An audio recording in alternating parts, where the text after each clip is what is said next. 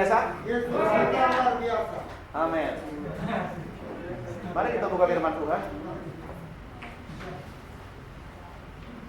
Hari ini ya, mumpung ini masih akhir tahun. Ayo, kalau ini sudah pernah Awal tahun, Pak. ini awal tahun ya? Tadi saya ngomong apa? Terima kasih. Terima kasih atas koreksinya ya. Sering-sering kita mengoreksi ya. Oke. Mari kita baca kitab Kejadian. Oke. Kita baca sama-sama. Mulai dari ayat pertama, Kejadian 2. Ayo, siapa yang suaranya keras dibaca deh. Yang suaranya keras. Suara keras. Pak. Ya, silakan Pak Riko. Kejadian 2. Demikianlah diselesaikan langit dan bumi dan segala isinya.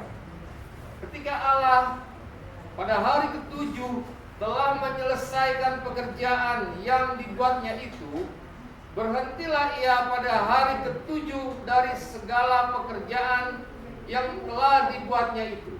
Yes, lanjut. Lalu Allah memberkati hari ketujuh itu dan menguduskannya, karena pada hari itulah ia berhenti dari segala pekerjaan penciptaan yang telah dibuatnya itu. Demikianlah riwayat langit dan bumi pada waktu diciptakan, ketika Tuhan Allah menjadikan bumi dan langit. Sebelum ada semak apapun di bumi, belum timbul tumbuh-tumbuhan apapun di padang. Sebab Tuhan Allah belum menurunkan hujan ke bumi, dan belum ada orang untuk mengusahakan tanah itu. Tetapi ada kabut naik ke atas dari bumi dan membasahi seluruh permukaan bumi itu. Ketika itulah Tuhan Allah membentuk manusia itu dari debu tanah dan menghembuskan nafas hidup ke dalam hidungnya. Demikianlah manusia itu menjadi makhluk yang hidup. Amin. Terima kasih Pak Riko. Demikian pembacaan firman Tuhan. Yang berbahagia adalah mereka yang mendengarkan firman Tuhan, yang merenungkannya dan melakukannya dalam kehidupannya. Amin. Saudara percaya bahwa Tuhan sanggup melakukan apapun. Amin. Tuhan sanggup melakukan apapun. Karena itu pengakuan ini, firman ini harus kita hidupi dalam hidup kita. Nah, firman Tuhan hari ini topiknya adalah pengelolaan. Apa? Pengelolaan. Apa tadi? Pengurusan. Ya. Nah, di sana dikatakan di ayat yang keempat, demikianlah riwayat langit dan bumi pada waktu diciptakan, ketika Tuhan Allah menjadikan bumi dan langit. Belum ada semak apapun di bumi, belum timbul tumbuh-tumbuhan apapun di padang, sebab Tuhan Allah belum menurunkan hujan ke bumi, dan belum ada orang untuk mengusahakannya, ya. Tetapi kabut naik ke atas dari bumi dan membasahi seluruh permukaan bumi itu. Ketika itulah Tuhan membentuk manusia dari debu tanah dan menghembuskan nafas hidup ke dalam hidungnya. Demikianlah manusia itu menjadi makhluk yang hidup, ya. Hari ini kita mau sama-sama belajar, ya. Di ayat yang kelima dikatakan, belum ada semak apapun di bumi, belum timbul tumbuh-tumbuhan apapun di padang, sebab Tuhan Allah belum menurunkan hujan. Ya, kalau minggu lalu kita katakan air itu dari Tuhan, tanah itu dari Tuhan, benih itu dari Tuhan. Kita bilang terakhir apa? Pertumbuhan itu dari Tuhan, buah itu dari Tuhan. Nah, di sini dikatakan, katanya belum ada semak apapun di bumi, belum timbul tumbuh-tumbuhan, tidak ada yang namanya pertumbuhan, ya, sebab Tuhan Allah belum menurunkan hujan. Ya. Tuhan memberkati tanaman dengan pertumbuhan lewat apa? Lewat hujan. Lewat air. Ya. Lalu dikatakan di sana Tuhan Allah belum menurunkan hujan ke bumi dan belum ada orang untuk mengusahakan tanah itu. Ya. Pertumbuhan Tuhan hadirkan ketika ada orang yang mengurus sesuatu. Pertumbuhan Tuhan hadirkan kalau ada pengelolaan. Tuhan katakan karena belum ada orang yang mengelola, makanya Tuhan belum turunkan hujan. Kenapa Tuhan belum turunkan hujan? Karena belum ada orang yang mengurus, karena belum ada orang yang mengelola. Pertumbuhan Tuhan percayakan buat setiap kita lewat pengelolaan yang kita buat, lewat pengurusan yang kita buat, lewat apa yang kita kerjakan, lewat apa yang kita kelola dengan baik. Dari situlah Tuhan perintahkan pertumbuhan. Tuhan suka pertumbuhan. Tuhan tidak mau segala sesuatu tumbuh begitu saja. Enggak. Tuhan mau pertumbuhan itu, mau nyatakan kepada kita pertumbuhan itu datangnya dari Tuhan. Caranya Tuhan bagaimana? Tuhan yang punya cara. Ya. Nggak usah mimpi lu mau diberkati Tuhan. Nggak usah mimpi mau ada pertumbuhan. Sementara tanah yang Tuhan kasih sama kita, kita nggak kelola dengan baik. Jangan mimpi ada pertumbuhan, sementara pekerjaan ladang sawah yang diberikan Tuhan kepada kita, kita tidak urus dengan baik. Nggak usah mimpi lu mau naik kelas, sementara apa yang dipercayakan Tuhan sekarang nggak kamu urus dengan baik. Tuhan senang akan pertumbuhan, tapi Tuhan bilang, yang mana Pak Riko yang harus aku berkati? Mana yang kamu kerjakan? Pak Asang, yang mana yang harus aku berkati pertumbuhan? Yang mana yang dikerjakan? Jos, yang mana yang lu urus? Itu yang aku harus berkati dengan pertumbuhan.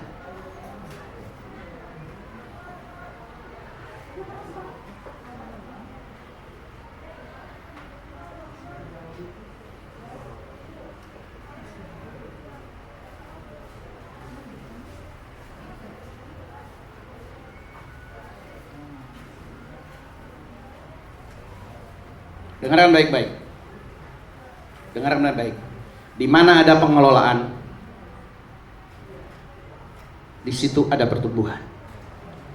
Kalau pengelolaanmu baik, pertumbuhanmu akan baik.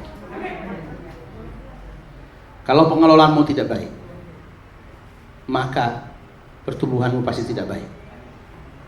Dan ingat, pertumbuhan itu dari Tuhan. Tuhan bergerak. God is move. Tuhan digerakkan oleh pengelolaan yang kita buat, pengurusan yang kita buat.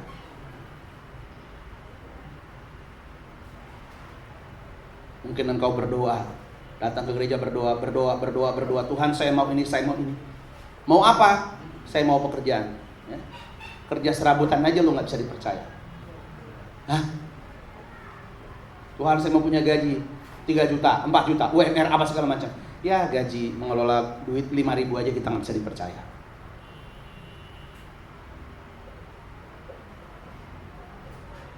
Tuhan saya mau menikah. Ya elah, hubungan yang sekarang aja lu dengan pacarmu berantakan, nggak jelas.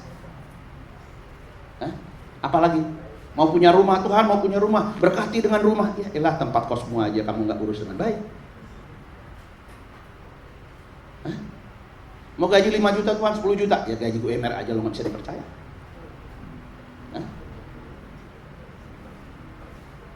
Ayo sama-sama belajar, berulang-ulang.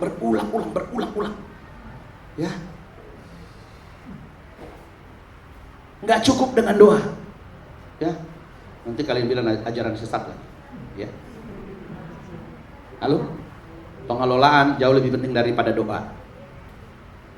Ya, pengelolaan jauh lebih penting daripada doa.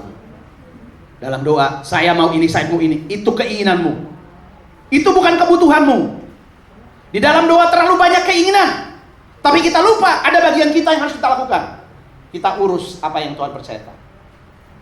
Hidup kita, tubuh kita, mulut kita, baju kita, semuanya kita urus dengan baik.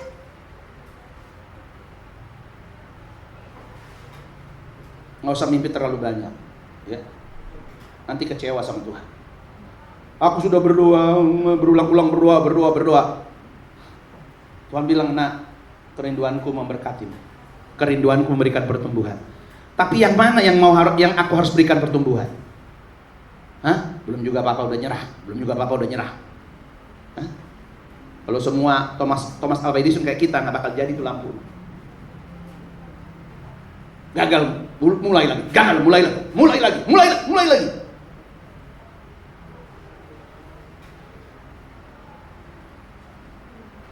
Ayo, mau sampai kapan?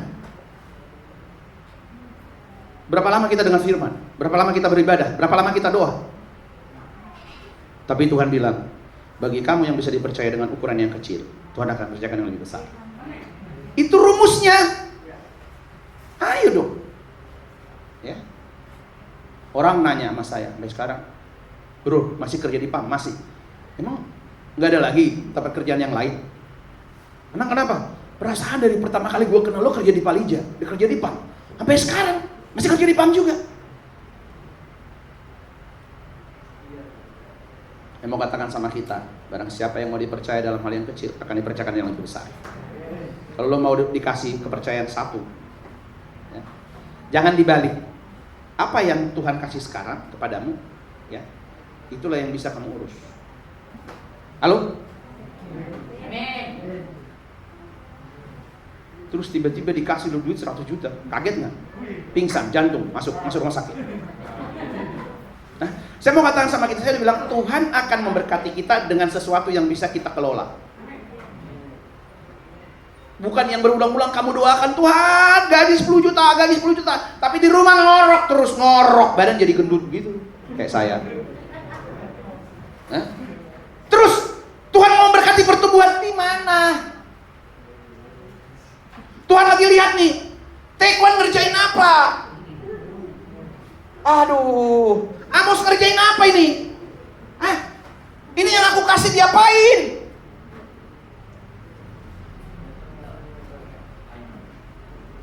Ayo. Mari menjadi manajer-manajernya Tuhan. Tujuannya kita kesini untuk mengelola. Tujuan kita ditaruh Tuhan di sini bukan untuk yang lain, tapi mengelola dunia ini. Dunia apa? Lu dikasih keluarga, urus keluargamu dengan baik. Lu dikasih pekerjaan, urus pekerjaanmu dengan baik. Lu dikasih pelayanan, urus pelayananmu dengan baik. Melayani setia di sana. Di pekerjaanmu setia di sana. Jangan karena ada bos kamu kerja. Kalau ada bos saya ajak ngobrol. Ini kalau ada bos, ya Pak mau minum apa Pak? Makan Indomie, makan apa? Giliran bosnya nggak ada, merdeka.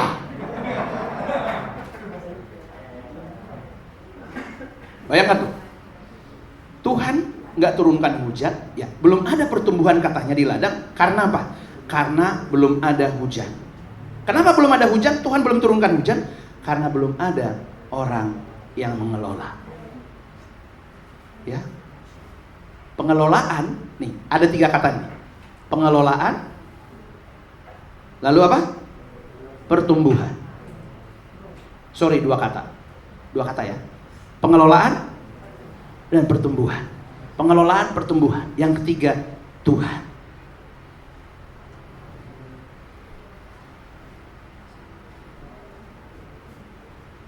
Udah berapa kali dengar ini? Udah berulang-ulang kan? Ayo, kita berubah nggak? Dari glodok berubah nggak sampai ke sini? Di mana ada pengelolaan yang baik, Tuhan perintahkan pertumbuhan. Ayo, cek masing-masing. Mari kita ngaca di depan kita ada cermin, kita ngaca. Apakah yang sekarang ini aku sudah bisa dipercaya? Ya. Ayo, mari menjadi manajer-manajernya Tuhan yang bisa dipercaya mengelola apa yang Tuhan kasih. Bukan apa yang di ibu ini punya, bukan apa yang Elis punya. Di dalam dirimu Tuhan sudah kasih sesuatu. atau beberapa hal untuk kamu kelola dengan baik, sehingga Tuhan akan perintahkan pertumbuhan di sana. Ada karuniamu, diurus dengan baik karunianya. Ada talentamu, diurus dengan baik karunianya. Ada potensi, diurus dengan baik potensinya.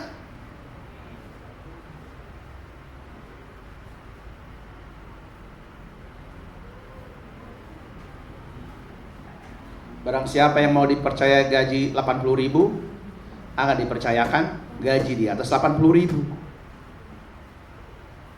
Tahun 92 gaji saya 80.000 sehari, seminggu, sebulan. Uang makan 2.500 satu hari. Tahun 94, tahun 93 naik jadi 150. Bisa dipercaya 150, Tuhan tambahkan jadi tenaga kontrak 350.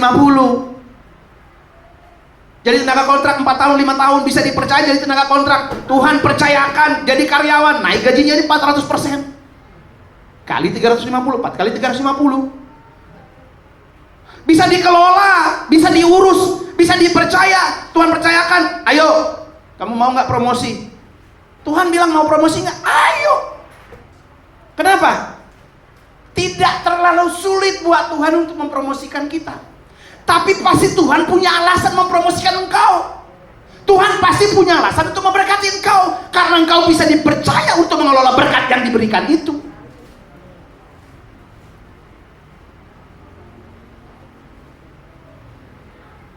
Bisa dipercaya mengelola gaji 1,2, 1,8, jadi 3, sekian, 4, sekian. Semuanya begitu. Tuhan lihat lu bisa dipercaya apa enggak.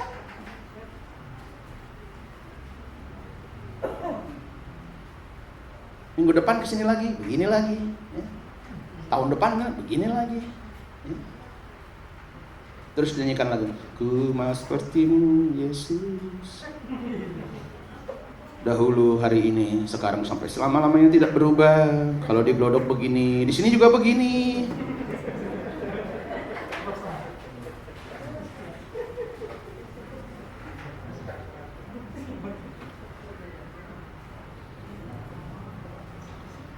Ini, coba bayangkan nih, kalau nggak ada yang urus di pelayanan iHope ini, kira-kira tertib nggak? Lo lihat tuh, dari sekian banyak orang, ya macam-macam karakternya. Hah? Kalau nggak ada yang mengurus, jadi hutan belantara, jadi pasar. Pasar aja sekarang tertib. Itu namanya apa? Manajemen. Itu namanya pengelolaan. Itu namanya ada yang urus. Masing-masing dikasih tugas. Nah, kelihatan ini bisa dikasih tugas apa enggak? Hah? Ini bisa dikasih tugas enggak? Emang Ervina dan kawan-kawan ini bisa emang tiba-tiba langsung jadi worship leader di sini?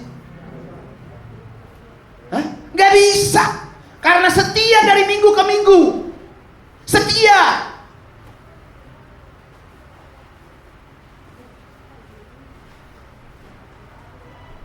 Kita main ke Taman Suropati, pengennya di situ tuh, pengen apalagi sama pacar, pengennya nggak pulang, pengennya di situ terus. Indah, pohonnya indah, ada tamannya, ada air mancurnya, kalau mau kencing ada toiletnya, rumah di sekitarnya ada kedutaan Amerika rumahnya, ada duta ini di sini, ada panglima TNI di sini rumahnya. Bayangkan tuh, tamannya ditata dengan baik. Kira-kira kenapa jadi bagus, jadi indah? Karena ada yang menata, ada yang mengelola, ada yang mengurus. Hidupmu kalau kamu kelola dengan baik, urus dengan baik, maka orang akan melihat hidupmu indah. Engkau menjadi kesaksian buat banyak orang.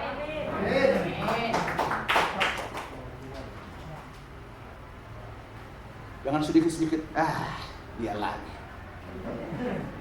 Dia lagi. Paling-paling juga belum mandi. Iyalah.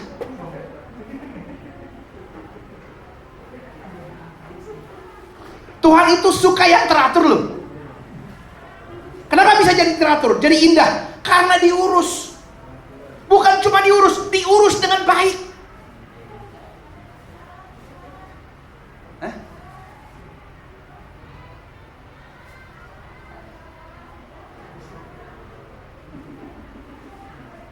Saya coba lihat, saya punya talenta nih. Saya punya talenta cipta lagu. Tapi walaupun punya talenta, tapi kalau nggak setia mengelola talenta itu, ya enggak. Artinya di kuburan itu talenta yang terkubur, potensi yang terkubur, karunia dibawa mati. Sementara kita menjadi berkat buat dunia itu lewat karunia, lewat talenta yang Tuhan berikan bagi kita. Setelah saya hitung-hitung, lagu yang sudah tercipta itu mungkin udah 20 lebih. Termasuk Mas Palitja, Mas perusahaan saya yang ciptain lagu. Belum lagi lagu-lagu yang lain, kalau ada event bikin lagu sendiri. Bisa dipercaya mengelola kalau Tuhan ambil. Nggak ada gunanya dulu kasih. Udah pulang. Makanya dibilang kuburan itu adalah tambang yang paling kaya di muka bumi ini. Karena di sana ada yang harusnya menjadi presiden di situ. Di sana harus menjadi gubernur, menjadi ahli, menjadi pakar, menjadi dokter, menjadi apa? Dia nggak tahu dirinya siapa di dalam Tuhan. Dan kita nggak mau seperti itu.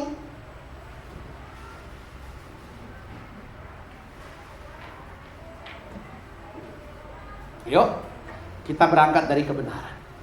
Kebenaran, Alkitab mengatakan Tuhan suka yang namanya pengelolaan yang baik. Ya. Kalau tidak ada pengelolaan, tidak ada pertumbuhan. Tidak ada pengelolaan, kalau mau ada pertumbuhan yang baik, harus ada pengelolaan yang baik.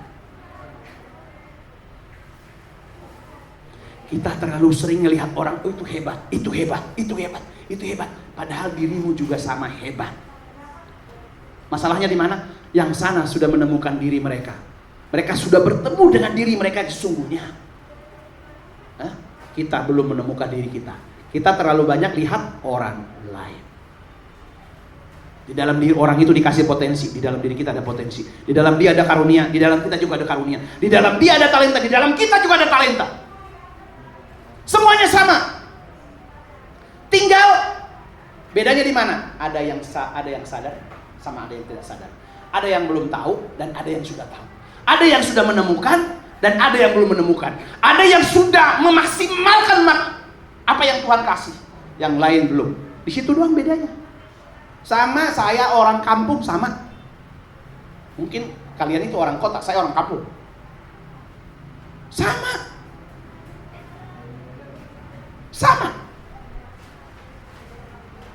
Potensi yang sama yang diberikan Tuhan ke Jack Ma, ke Bill Gates, siapa lagi? Ke Sinar Mas, siapa lagi? Tommy Winata, sama. Bedanya di mana? Mereka sudah menemukan diri mereka. Mereka sudah menemukan potensi mereka. Mereka sudah memaksimalkan potensi karunia mereka. Jadi hari ini kita berbicara tentang pengelolaan. Ya, nggak usah ngiri lihat orang lain. Kenapa orang itu sukses? Kenapa? Tadi di mana? Katanya bedanya di pengelolaan, diurus dengan baik. Kalau jadi karyawan datang on time, pulang telat nggak apa-apa. Loh, ya elah. Saya mau dapat nilai lebih. Saya mau punya nilai lebih. Additional value, added value. Semua orang, kalau orang melamar pekerjaan, dilihat orangnya sama-sama lulusan ITB. Cara ngebedainnya gimana? Sama cum laude, sama-sama nilainya. Cara ngebedainnya gimana? Interview. Cuma ditanya doang. Kadang-kadang pertanyaannya bukan tentang pekerjaan. Yang ditanya apa? Bagaimana kamu memperlakukan mamamu? Rasain lu. Ayo. Dia pikir udah dipersiapkan dari rumah, jadi tanya. Berapa kali kamu bilang I love you sama mamamu? Mau apa? Yang sini bilang, wah saya sama mama saya dekat banget, Pak. Gitu. Nggak usah berpanjang. Selesai interview. Panggil ini orang. Dalam segala aspek hidup kita harus bisa dipercaya. Kalau punya keluarga, diurus keluarganya dengan baik. Kalau punya mama, diurus mamanya dengan baik. Kalau punya anak, diurus anaknya dengan baik. Jangan brojol kasih orang, brojol kasih orang, brojol kasih orang, brojol kasih orang.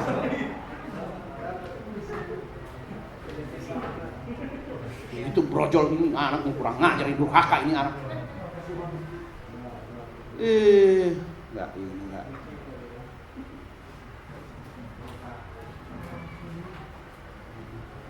Jadi hari ini Tuhan mau, ya. Yang pertama, Tuhan rindu memberkati anak-anaknya. Tuhan rindu memberikan pertumbuhan untuk apa yang kamu urus dengan baik. Pertanyaannya adalah, apakah kita mau menjadi orang yang bisa dipercaya oleh Tuhan dalam mengurus semua yang Tuhan kasih? Semua yang kita punya ini dari Tuhan. Tapi Tuhan mau kita menjadi manajer yang baik untuk semua yang Tuhan kasih. Ayo kita kelola dengan baik. Ya. Saya ulangi sekali lagi. Kita terkagum-kagum dengan kesuksesan orang. Sementara kita punya kapasitas yang sama. Punya kemungkinan yang sama untuk berhasil. Ayo, temukan diri kita. Ibu-ibu yang suka masak, ayo percaya. Buka.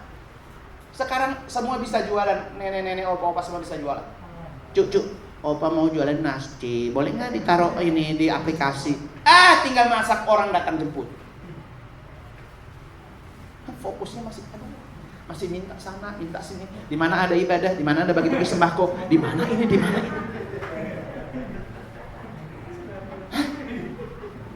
Yang mau ngojek.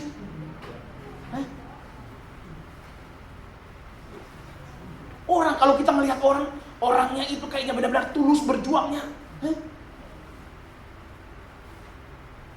Tapi dalam hati kita tergerak. Kalau kita melihat orang, bapak-bapak masih kerja, masih jualan, udah tua. Istriku tuh suka nangis, saya lihat. Kebayang gua bapak gua. Bayangkan. Orang tergerak hatinya melihat udah sampai tua pun masih berjuang. Lagi yang muda-muda. Ibadah Pak Amos nggak bagi-bagi sembako hari ini. Pindah ke tempat lain aja. Di sini cuma 10.000, di sana ada 20.000. Ayo berhenti, berhenti dong, ayo. Mau sampai kapan kita begitu? Ayo, mau sampai kapan? Saya udah bilang, setiap kita memiliki kesempatan yang sama seperti saya di dalam memimpin IHO, semua.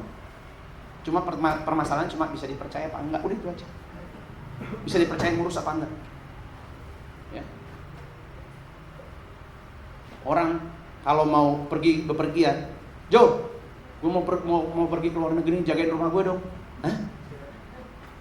Begitu dia balik dari liburan, dilihat rumahnya berantakan. Cukup. Nih, sekali ini aja cukup.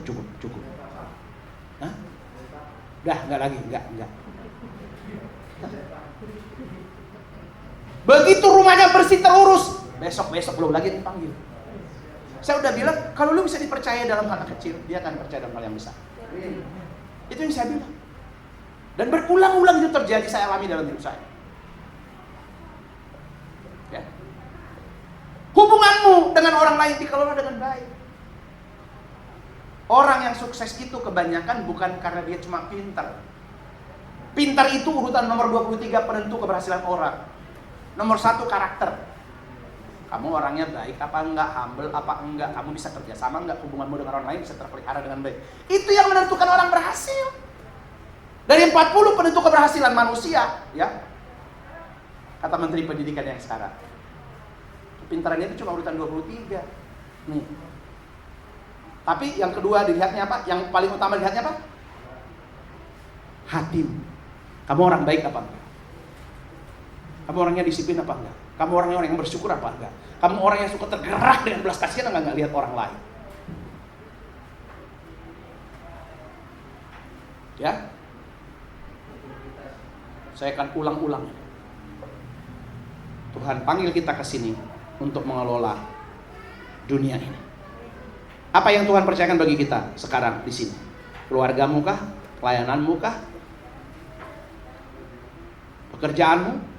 Apalagi semua yang Tuhan percayakan bagi kita, ayo kita urus, kita kelola dengan baik. Tuhan perintahkan pertumbuhan. Caranya Tuhan gimana? Kita nggak tahu. Tapi Tuhan bilang, aku rindu melihat anak-anakku yang bekerja tulus. Aku lihat anak-anakku, ketika aku menemukan mereka sedang mengerjakan bagian mereka. Maka aku perintahkan berkat pertumbuhan. Ya. Jadi datanglah ke sini karena kita rindu beribadah. Tenang aja, Mah, tenang aja. Di Jakarta tenang aja. Tiap hari juga ada ibadah yang bagi-bagi makan, nggak usah kerja. Nggak usah kerja. Ngapain? Ya, Yang penting makan dulu. Ya. Masalah nanti ada bagi-bagi berkat, wah bonus. Yang penting tiap hari sudah terpelihara. Tuhan pelihara saya dari ibadah kepada ibadah selanjutnya.